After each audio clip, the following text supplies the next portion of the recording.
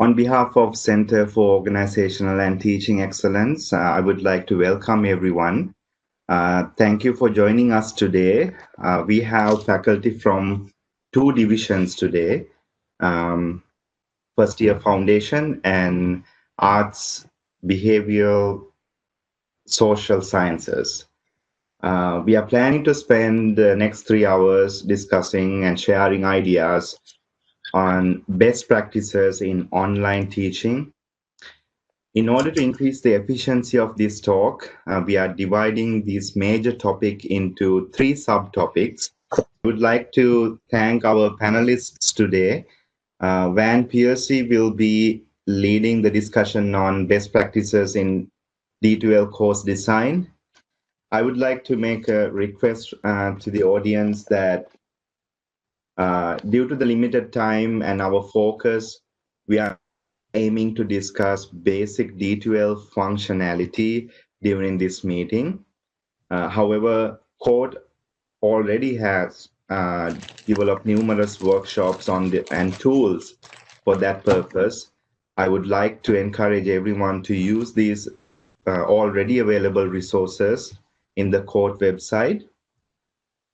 To assist you everyone, how to find these important great resources, we have Renee Arnold today from COTE here to give us a virtual tour of the COTE website. I thought if we know where to go for the basic materials, basic training, that would be beneficial to everyone. So Renee, I would I'd like to invite you to give us the virtual tour. Good morning, everyone. How are you doing? One of the things I wanted to just briefly kind of direct you to, we have been, this spring and summer, we've been using Connecting the Pack to kind of send out information. Ginger has been helping forward information out regarding all the training that we've had going on.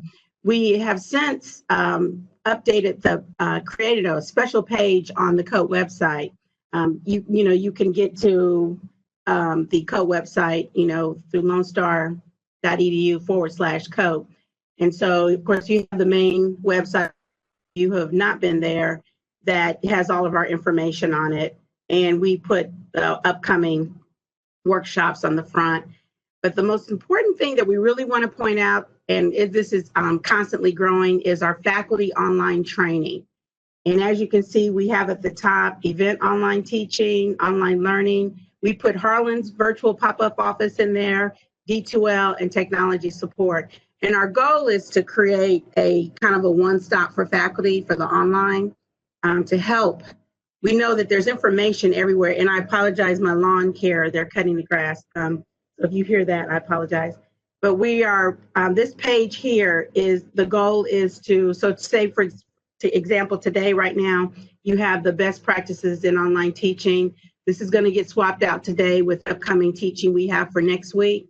And then here we have online learning, and we're adding workshops, especially those that have been live webinars, where our goal is to record them and then also put them out here, as well as any other good resources that we have. So if any of you all at any given time have any resources or good information that you've come across that you think that we should post and add to the site, please let us know and we'll be happy to add them. So see, these are some of the workshops. And then here's Harlan's virtual pop-in office. It has his office hours, which won't change. And if you click in here, he is available during this time. And you can also schedule or call him. So don't have him don't have the face-to-face. So Harlan set this up at the beginning of the summer. Harlan has suggested some information for a guided tour, key things that are needed for D2L. And then we go straight to technology support. OTS, Deb Hansen sent us the updated. They've actually did a complete overview of their website, especially putting on additional information for our virtual experiences that we're going through. So this is a direct link to OTS. Going back to our website, we also, this is something that we've had out here, is the Faculty and Adjunct Toolkit. We're getting ready to totally overhaul it, but this has been out here, especially good for new faculty. I'm working with Harlan and Isabel Chen, our new team member, and we're updating it. And again, these are all resources. One of the things we're going to do is we're going to pretty much organize it, but we've put all of this information that will be helpful, basic things, you know, Bloom's, copyright plagiarism, goal planning, just all types of tips for faculty and adjuncts. And then we have other information and that I'll let you go over. I won't cover that today. But again, we want to make this as much of a one-stop shopping as possible. We would love any feedback, any suggestions that you all had. We're always looking for constant, you know, materials, things that you come across. We're sending out a flyer today for new, just some, you know, tips. We've got some training scheduled. Harlan is going to be doing training next week, Monday through Thursday, on 8 different courses, but they're 1-hour segments. We have Lisa Davis from counseling. Ginger, if you remember, when we were in DEIC, we talked about the need for be able to do referrals. Donna, we talked about that. So she's going to actually do a session on how to refer distressed students and helping them have access. So that comes up a lot, that faculty, you guys are in the trenches, you meet the students firsthand, so you know when you've had to refer someone or had issues. So we wanted to start offering that as well. So again, this is just a real quick overview. I wanted to focus, we have everything on professional development, and then the COTE workshops. Those are the other workshops that go on for both staff and faculty. So if you have any questions, if you have any input, please don't hesitate to reach out to me or Kentry. That's all I have. Thank you. Thank you, Renee, for that introduction. I'm going to focus on course design, and for me, that's quality matters. So they put together a suite of materials for building a course, which could be useful for someone who's new or who's designing a new course. It's a guide. They've got icons around it. They've lined it up in different phases for you to build it. And basically give you a way to set up your course from the ground up, which with QM is alignment, right? And that's alignment of your learning outcomes, your course materials, the technologies you're using, your assessments, the activities that you do. Everything has to line up with your learning outcomes. Also in spring, they came out with an emergency remote instruction page, which is still useful. I think it's still really useful. And it shows different parts of the QM rubric that align with different things that you need to pay attention to in your course.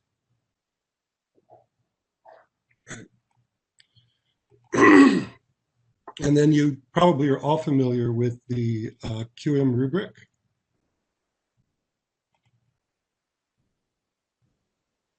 Yeah, I wanted to see, can I move this toolbar? Barely. All right. Can everybody see the rubric at this point? Yes.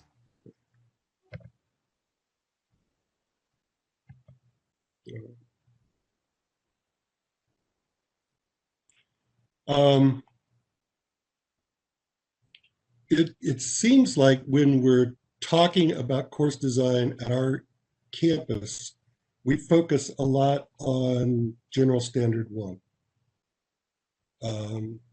These items here, right? Going from the bottom, you know, people are asked to introduce themselves. There's a self-introduction by the instructor. Prereqs are made available. Maybe computer and digital information literacy skills are clearly stated in the syllabus, maybe not. Minimal technology requirements are usually in, I think they're in most of our syllabi. course and institutional policies, communication expectations. I think everybody's familiar with this by now. You know, that the instructor will be available or will be communicating within 24 hours or 12 hours or whatever, Monday through Friday with limited access on the weekends or whatever you want to set up as your policy. And probably the most crucial one, right, is learners. These first two, learners are introduced to the purpose and structure of the course, and instructions make clear how to get started and where to find things.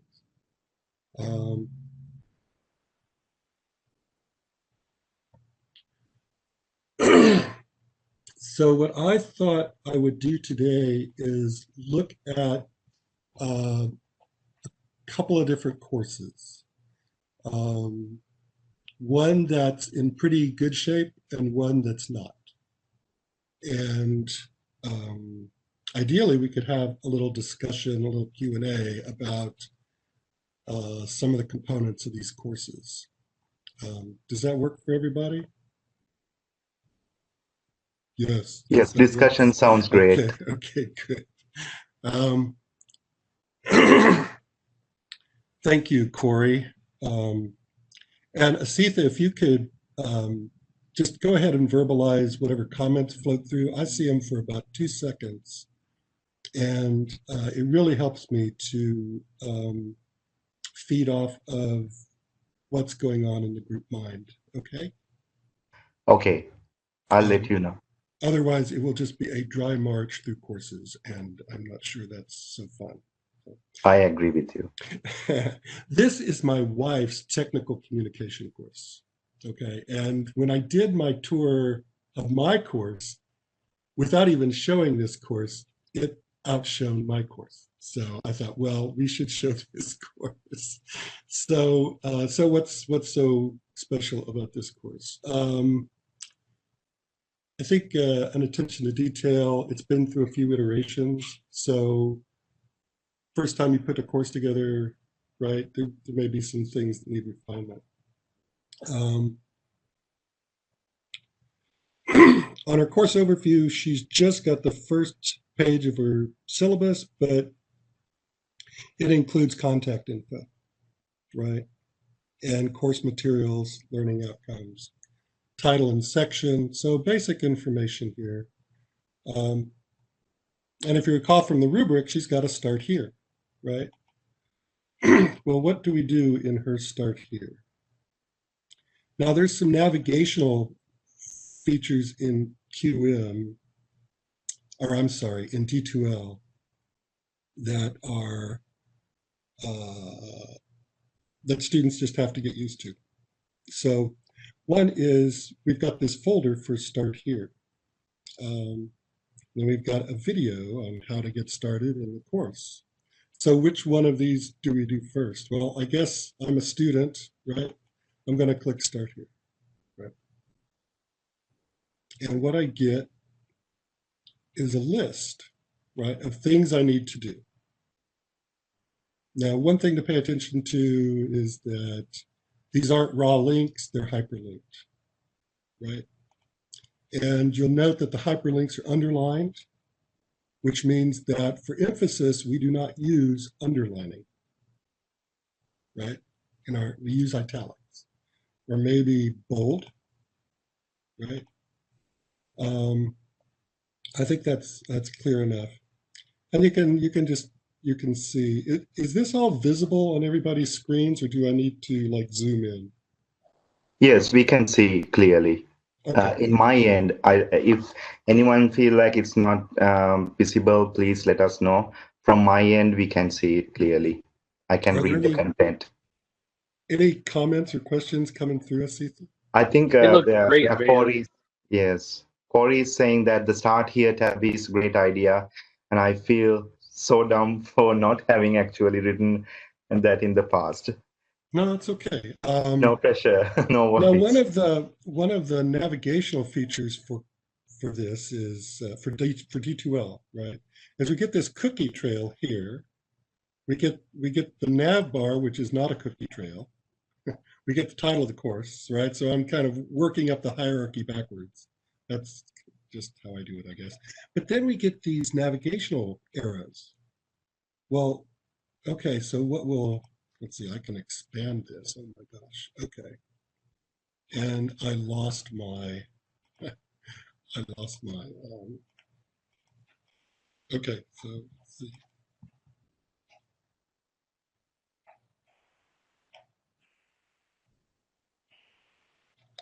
Might kick myself out of the course here.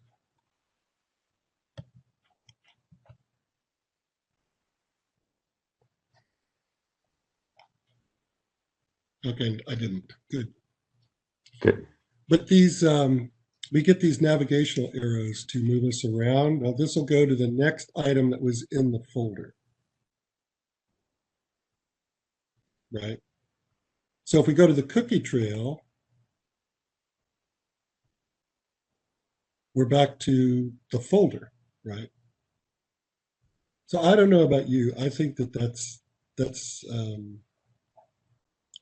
something takes getting used to. Maybe I'm making too big of a deal out of it. But you can see in the start here, we got the list, right, of things to do. We also have this short animated video. Now I want to see if everybody can hear the audio for this video.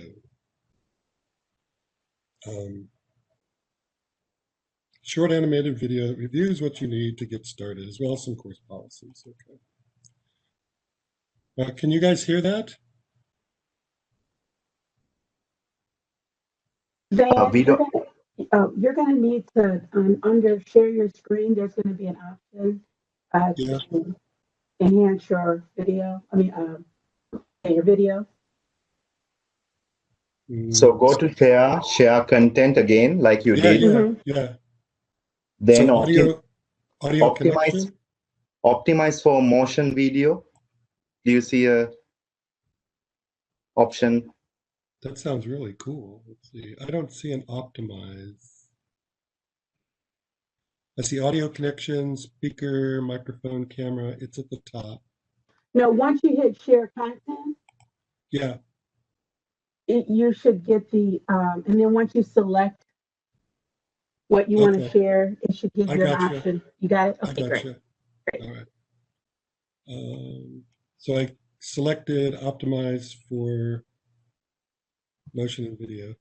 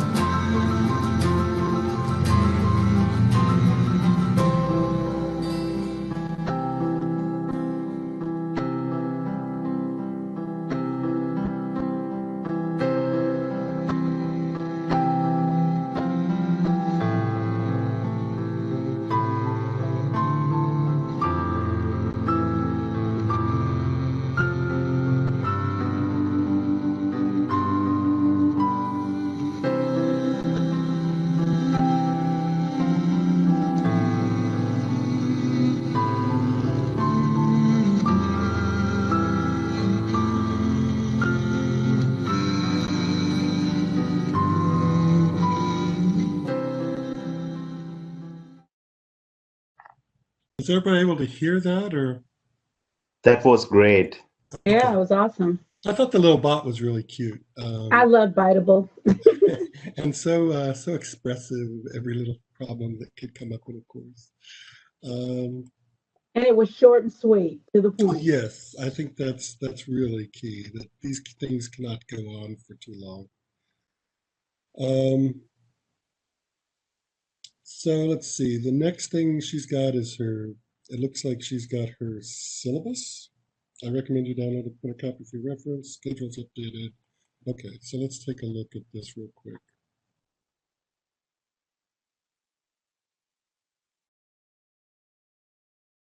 All right, so the syllabus design ideas came out of came out of LaToya's ITCP workshops. Van, before you discuss important point about the syllabus, Sure. I just want to clarify. So we have two functions before kind of getting into the syllabus. Number one is the course overview section, and then the Start Here tab. I think you were trying to tell us the course overview section is the place where you can introduce yourself as the faculty, maybe like familiarizing with the students. You can tell about how qualified you are to like make that connections that students feel that they are in good hands, and also your commitment and establishing that connection with the students to give the idea that you are there to help them to succeed. And also in my courses, I use that space as telling them how online education in general, its strengths and weaknesses, and also how you, as the instructor, to plan to overcome the hurdles. Kind of settling the notion of that you are now in an online course environment, and there are strengths and weaknesses of it, but with a little bit of hard work, we can overcome any, because in our experience, sometimes we get students that are brand new to online courses, kind of giving them that idea of how online classes work is important too. So Yes. yeah, that's the overview section. Okay, good. Is anyone has any other ideas how you present your overview section of the course before we moving down? Well, I do. This is Ginger. I do exactly what you say, Asitha, and I do put in a slideshow that I recorded, and it's just about me and my family and my background and my struggle. And I was a community college student, and so I do put that in that overview section as you're stating, right above the syllabus. But I also do like Van has showing us here with Penny's course, and that she's putting everything. I not only put the syllabus there, but I also put it in that Start Here as well. So there's no excuses for them not finding it. Great. All right, shall I continue? Yes. So now we are moving on to the syllabus section. Thank you, Van. Okay, so you can see the elements of the syllabus, pretty familiar to most of us, I think. One thing that came out with LaToya was, and this might dip into class management, but just laying out in the syllabus topic what the policy is and the logical consequence, without the syllabus becoming too much of a legal document. Part of course design, though, listing out your grade weights, your scale, and the assignments, what they're worth, and then college policies. Now here, right, we have links. So this should not be a link. So I'll have something to get on Penny about. So there you go. And then our schedule. Okay.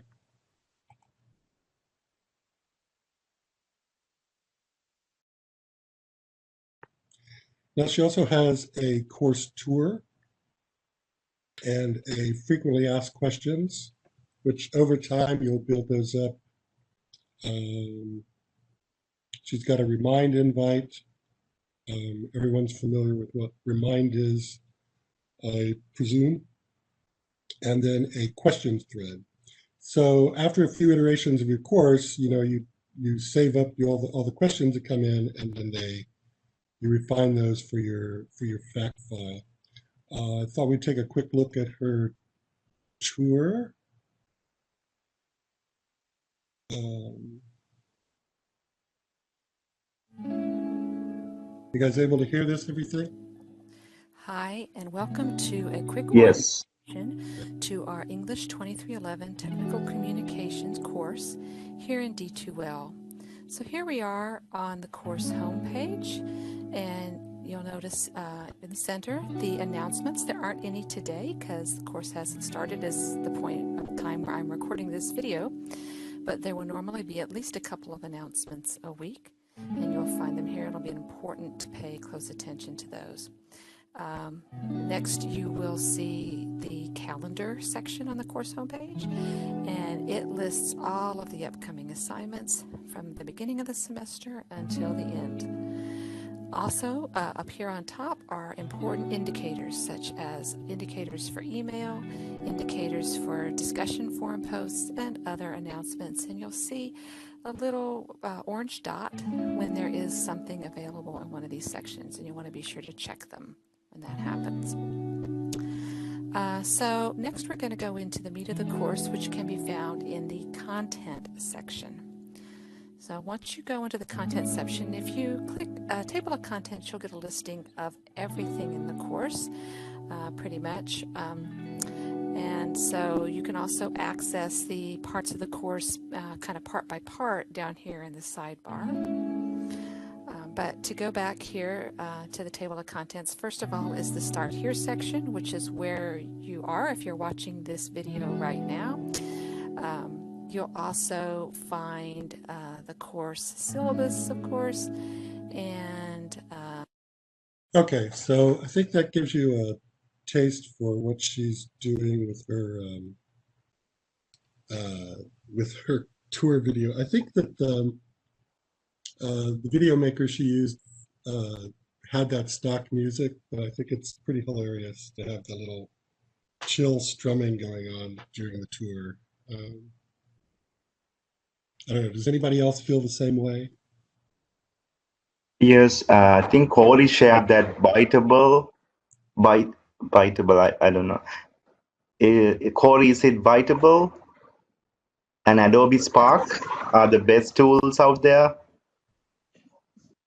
Yeah, it's like kind of like a Bob Ross kind of approach here, which I thought was hilarious. Video idea is great. Go ahead. I thought it was great. The music and her calm voice. If students are just totally stressed out about taking the class or thinking, I don't know, you know, whatever, I think it was incredibly calming. It was great. Yeah, no, I'm with Corey in the comments and says she needs to do all our videos. Yeah, I wanted to just put my head back and relax. So that's good. There you go. Now, it's interesting the way she's got her course laid out on the content bar. She's got the learning modules all packaged up. You can see there's a bunch of files in here. Then she's got other components of the course that typically you'd find in the nav bar, right? You'd find discussions in the nav bar, quizzes in the nav bar. She's got those laid out here. All the discussions, the quizzes, the assignments, and links and handouts.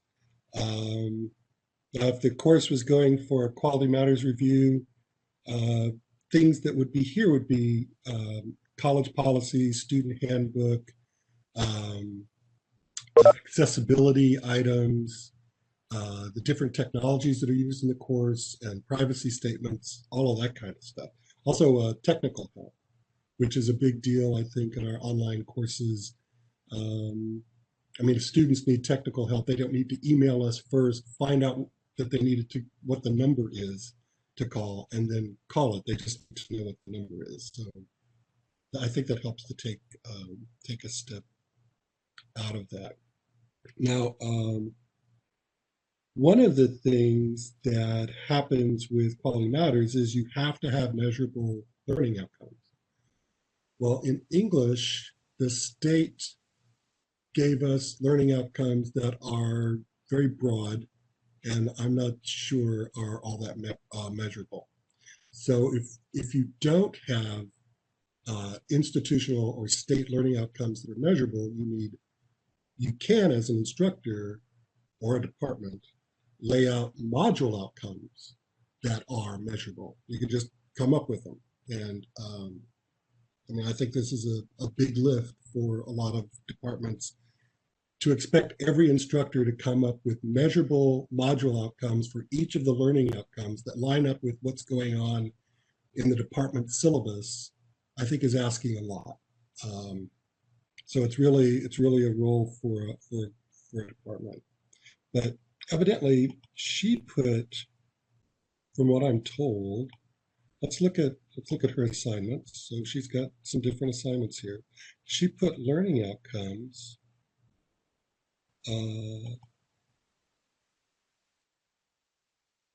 Let's see, were they in the assignments? No, I think she put them in the modules. My mistake.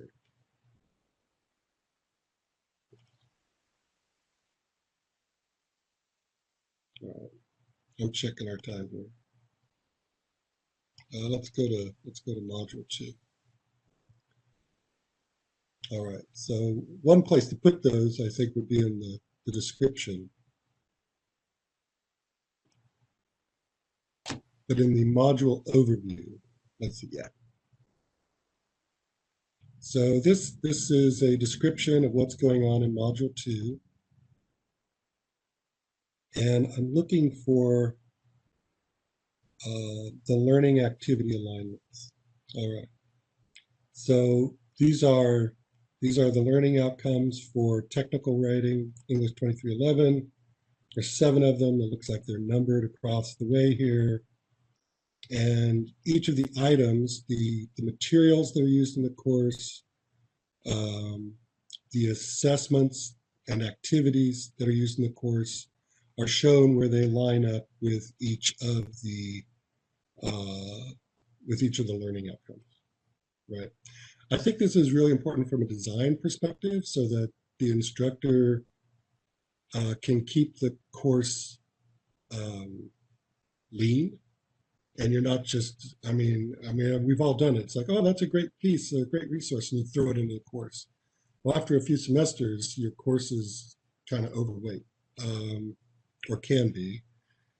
So it's a good way to keep the course lean and honest, and it can be important for students who are not big on doing optional, right? They want to do what they need to do and know why they're doing it. Now, we had a discussion in my last tour, and yeah, thank you, Corey. I'm glad you're in the comments, Corey. You're so supportive. Okay, so that's essentially this course. Let's take a look at a different course. I got permission from the instructor. It's the first time the instructors run the course.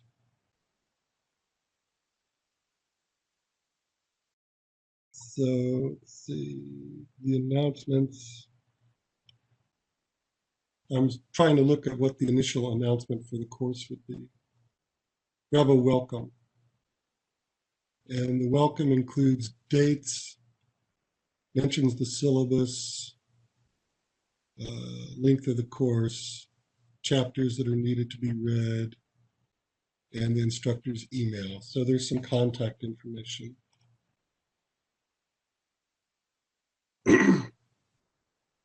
And let's see, if we go to, I don't see a course overview button here, that's weird. Penny started with her table of contents in her tour, which lays out the folders. So this is the opening folder. What would be something you'd want to add to this course, knowing that this is the first time it's been run? You're going to put it together for the fall. What's something you'd want to add? People can pipe in the comments or speak up with things that they would add here.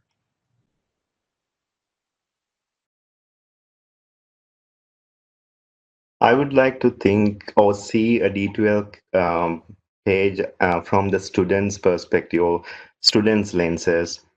Like you're trying to show here that from this course, I'll be a little confused where to start, what to do first. So I missed that connection compared to the course that you showed last time. that initial connection and having a idea how to navigate through the course is really helpful. So there's no start here, there's no course tour, right?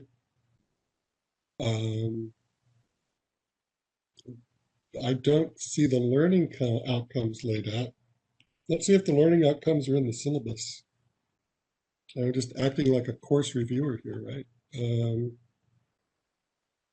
So the syllabus has contact info. We have course objectives and learning outcomes here. Policies, assignments, their breakdown. Okay, so pretty basic information in the syllabus. Students should be able to get along. How is the course laid out? What's the schedule? Knowing that we're through the course here, let's see if the full schedule, July 10th, that would have been close to the beginning, right? So there was an introduce yourself, okay, in the discussions. And then a kind of a module introduction, I guess, for chapters 1 through 4. Students are told to just read it. And then there's an assignment, another reading, and some questions. I don't know. Let's see, basics of argument. We get PowerPoint presentations. Some pretty general PowerPoints. No discussion about what we're doing. And different kinds of argument, which I guess will each one have what's in the Dropbox?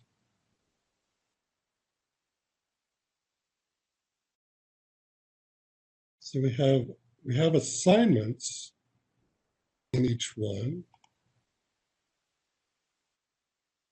So looks like we could, is this the assignment?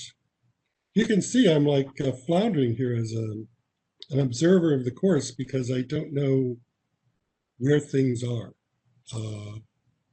Like there should be a module here maybe with discussion of what we're doing in this module, maybe a little video laying out the steps in this module, some list of the learning outcomes, maybe line those up a little bit.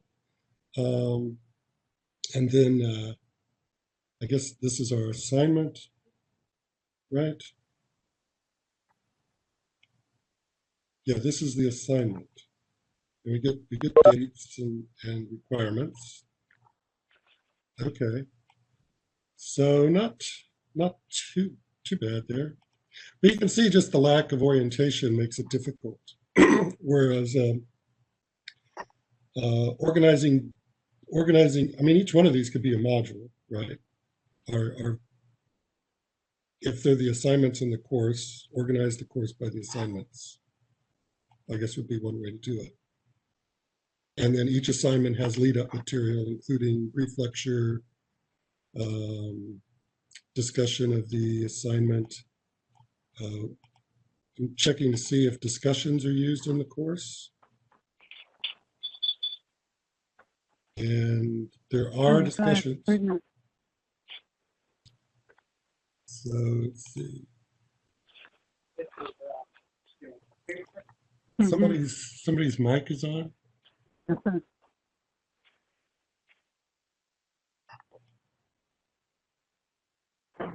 I hope I don't hear anything I'm not supposed to. No, it's somebody just called in and they're muted now. You're good. Okay.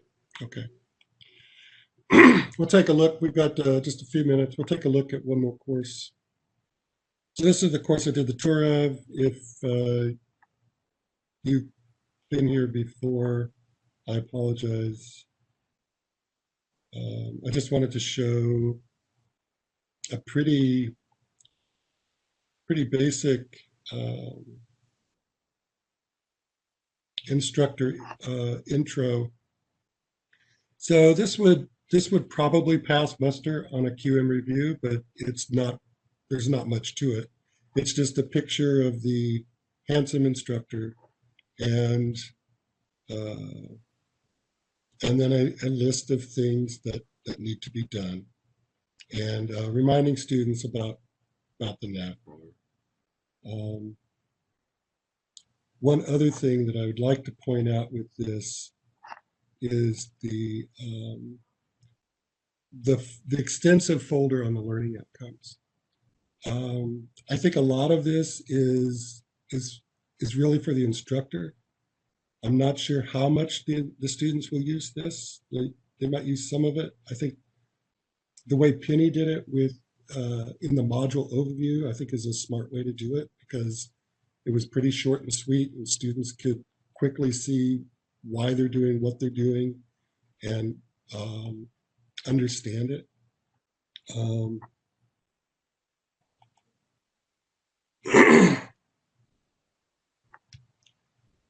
Corey, this is as much of a model as I have. There may be another model in the campus. We could ask Harlem about it. Now, this was my effort for Composition 1 to lay out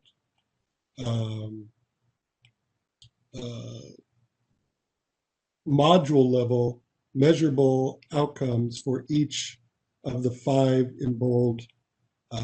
There's 5 of them, right? Which are like, I mean, this is not measurable. There's no way to know. A student cannot give you anything that shows this that you can say you've got, like an artifact, right? A measurable artifact. So I had to try to come up with, sort of using Bloomian categories, try to come up with those. And these could be broken out into the modules. So that's a useful exercise for the instructor. And then for each of your modules, you can lay out which sub-learning outcomes you think apply for that module outcome. And that would meet QM muster. A final example is, and I showed this before, it's not visible in this course. I don't think students would look at it.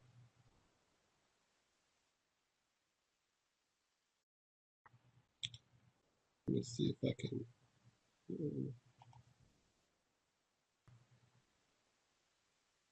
I don't know how visible this is.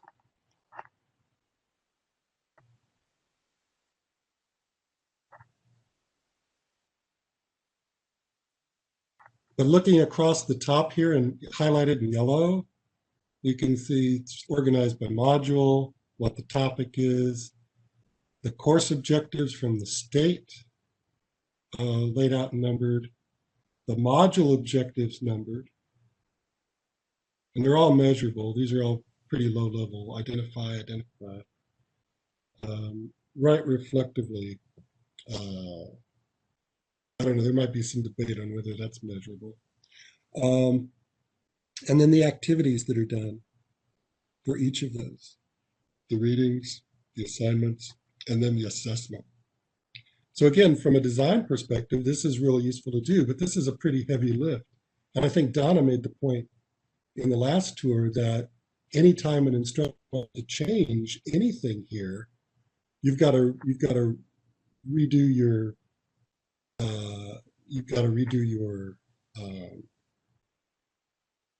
your table.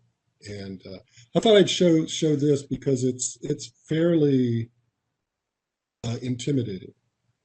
I don't know about you, but it's intimidating to me.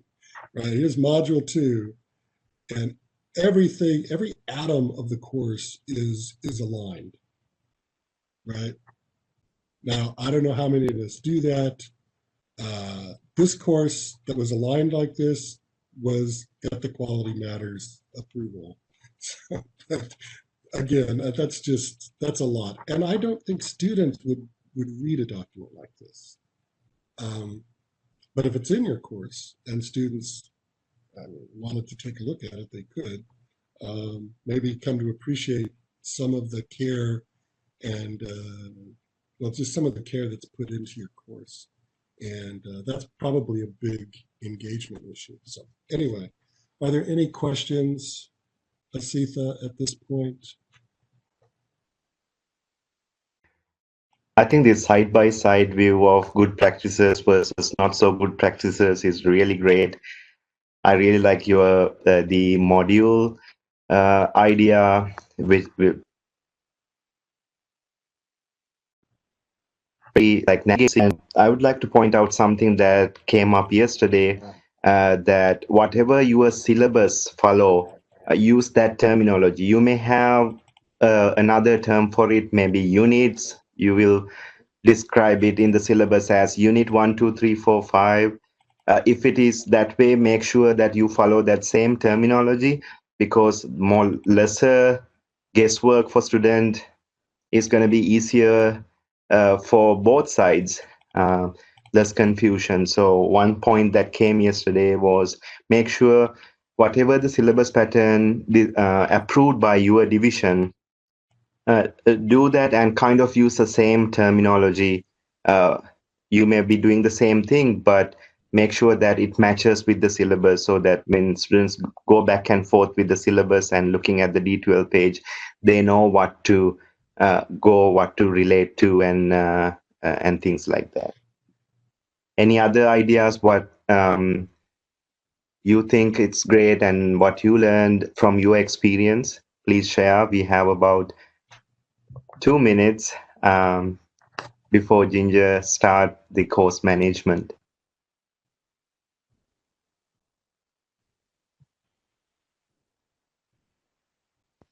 Van, I took a lot of notes, just so you know. And tell Penny thank you for letting us see her courses if she knows we're looking at them. She does. She does. I asked her last night and she gave me access to the course.